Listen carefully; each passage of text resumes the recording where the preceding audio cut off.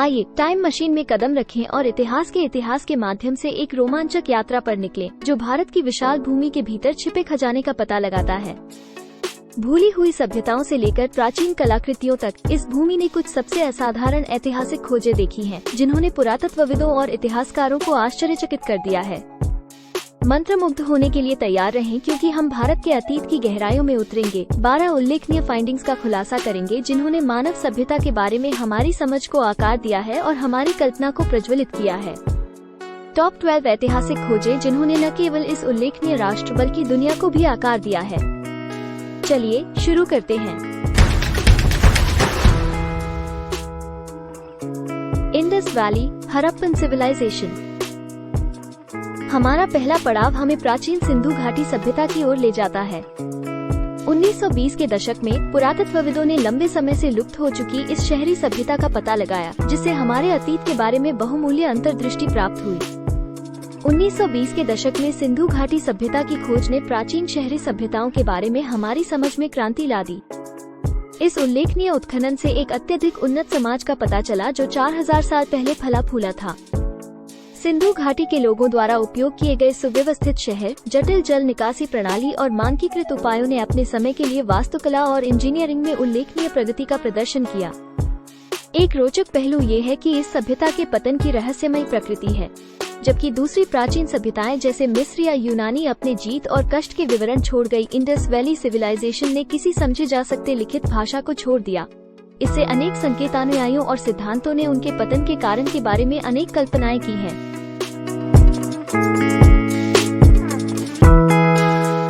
Decimal system and zero. क्या आप जानते हैं कि डेसिमल सिस्टम और शून्य, जो आधुनिक गणित के लिए मूल है, ये भारत में ही विकसित हुए थे। गणितज्ञ जैसे आर्यभट्ट और ब्रह्मगुप्त ने महत्वपूर्ण योगदान दिया। डेसिमल सिस्टम और शून्य की खोज गणित के क्षेत्र में किए गए भारतीय गणितज्ञों के द्वारा दिए गए महत्वपूर्ण योगदानों में से एक है। आर्यभट्ट, जो 5th सेंचुरी AD में जीवित थे, उन्होंने प्रस्ताव दिया कि 10 को उसका मूल मानकर संकेतों के लिए एक स्थान मूल्य व्यवस्था का प्रयोग करने के लिए पहला व्यक्ति थे। ये क्रांतिकारी विचार आसान गणना की अनुमति देने के लिए था और मुश्किल गाणितिक प्रणालियों के लिए मार्ग बनाया। इसके अलावा आर्यभट्ट ने शून्य के प्रतीक का भी प्रस्तुत किया, जिसके उसने महत्व और अहमियत दोनों दी। आयुर्वेदा।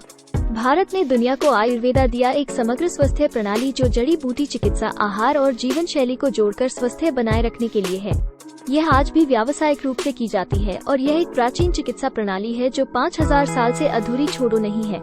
आयुर्वेदा को दूसरे चिकित्सा विधियों से अलग बनता है उसका समग्र दृष्टिकोण स्वास्थ्य की और केवल किसी विशेष लक्षण या बीमारी को इलाज करने की जगह आयुर्वेदा दिमाग, शरीर और आत्मा को एक दूसरे से जोड़ा जाता है, जो सामान्य स्वास्थ्य और सुख के लिए संतुलित होना चाहिए। इतिहास के दौरान आयुर्वेदा ने व्यक्तियों के भीतरी समन्वय को फिर से स्थापित करने के लिए विभिन्न विधियों को स्वीकार किया है। इसमें जड़ी बूटी चिकित्सा प्रमुख इलाज विधि है, जहां विभिन्न पौधे और प्राकृतिक पदार्थों का इस्तेमाल चिकित्सा को बढ़ने के लिए होता है। इसके अलावा आहार आयुर्वेदा के व्यावसायिक प्रयोग का महत्वपूर्ण हिस्सा खेलता है। व्यक्ति के विशेष कॉन्स्टिट्यूशन या दोष को समझकर उनके भोजन चुनाव को अनुसार करते हुए ये प्राचीन प्रणाली उद्देश्य रखती है कि पाचन को सर्वोत्तम बनाया जाए और शारीरिक और मानसिक स्वास्थ्य दोनों को पोषित किया जाए। और इससे भी बड़ी बात है कि आयुर्वेदिक चिकित्सा का आवश्यक हिस्सा भी है। प्राचीन ग्रंथों में जैसे सुश्रुता संहिता, विभिन्न सर्जरी विधियों जैसे रेहिनोप्लास्टी, नोज रिकंस्ट्रक्शन, गर्भावस्था में सजेरियन सेक्शन और दुनिया के दूसरे हिस्सों में की जाने वाले ऑर्गन ट्रांसप्लांट जैसे कठिन सर्जरी विधियों के विवरण तक को विस्तार से प्रस्तुत करते हैं। बुद्धिज्म। सिद्धार्थ गौतम, जिसे बुद्धा के नाम से भी जाना जाता है, ने बुद्धिज्म को भारत में स्थापित किया। इस आध्यात्मिक और दार्शनिक आंदोलन ने दुनिया पर गहरा प्रभाव छोड़ा, कला, संस्कृति और बोध को प्रभावित किया।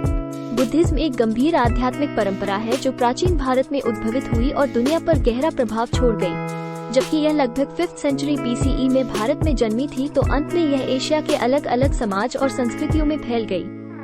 इस धार्मिक दार्शनिकता ने पारंपरिक हिंदू विचारों को चैलेंज किया और उसने दुख को कम करने की और ध्यान और वास्तविक अभिलाषाओं से विमुक्ति के ऊपर ध्यान दिया।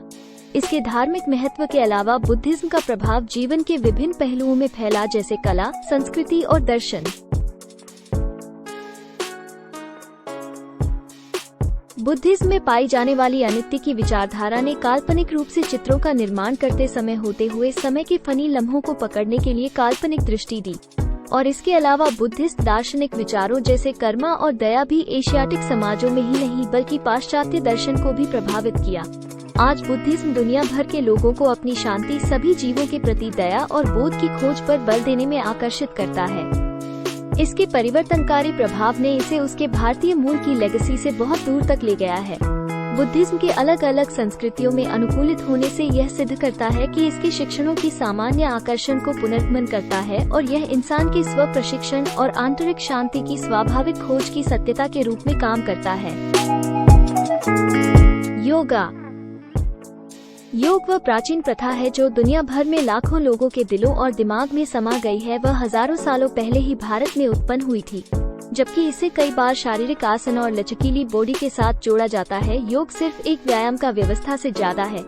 इसमें शारीरिक गति को ध्यान और प्राणायाम की विधियों के साथ स्वास्थ्य के लिए एक पूर्ण दृष्टिकोण को सम्मिलित किया गया है। योग का एक सबसे रोचक पहलू भारतीय अध्यात्म और दर्शन से गहरा जुड़ा हुआ है। असल में यौगिक अभ्यास व्यक्तियों को आध्यात्मिक बोध और आध्यात्मिक चेतना के परिस्थिति तक पहुंचाने के लिए एक माध्यम के रूप में विकसित किए गए थे। इस नरे इतिहास है जो योग हो आध्यात्मिक से फिर भी बिना है। Iron and steel manufacturing. Bharat का धातु विज्ञान का उन्नत ज्ञान पौराणिक है। भारत में उत्पादित विश्व प्रसिद्ध वुड स्टील आधुनिक इस्पात निर्माण का अग्रदूत था। लोहा और इस्पात निर्माण एक प्राचीन कला है जिसे प्राचीन काल में भारत भली भांति परिचित था। देश के उन्नत धातुकर्म ज्ञान ने इसे उच्च गुणवत्ता वाले लौह और इस्पात का उत्पादन करने की अनुमति दी, जिसकी दुनिया भर के व्यापारियों और समुदायों द्वारा अत्यधिक मांग की गई थी। इस क्षेत्र में भारत की शक्ति का सबसे प्रसिद्ध उदाहरण दिल्ली का लौह स्तंभ है, जिसे 4वीं शताब्दी ईस्वी के दौरान बनाया गया था। पूरी तरह से गढ़ा लोहे से बना ये 6 टन का स्तंभ न्यूनतम संक्षारण के साथ 1000 वर्षों से अधिक समय से खड़ा है, जो भारतीय लोहे की बेहतर गुणवत्ता का प्रमाण है। लौह और इस्पात निर्माण के मामले में जो बात भारत को अन्य सभ्यताओं से अलग करती है, वह है उत्पादन को सुविधाजनक बनाने के लिए पवन ऊर्जा का उपयोग।